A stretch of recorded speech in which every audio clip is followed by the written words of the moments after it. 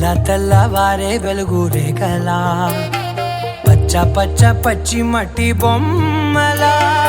అల్లి బిల్లి వెన్న పాల నురగలా అచ్చ తెలుగు ఇంటి పూల కొమ్మలా దేవదేవుడే పంపగా ఇలా దేవతే మా ఇంట అడుగే పెట్టెనంట బ్రహ్మ కళ్ళలో కాంతులే మా అమ్మలా మా కోసం మళ్ళీ లాలి పాడేనంట.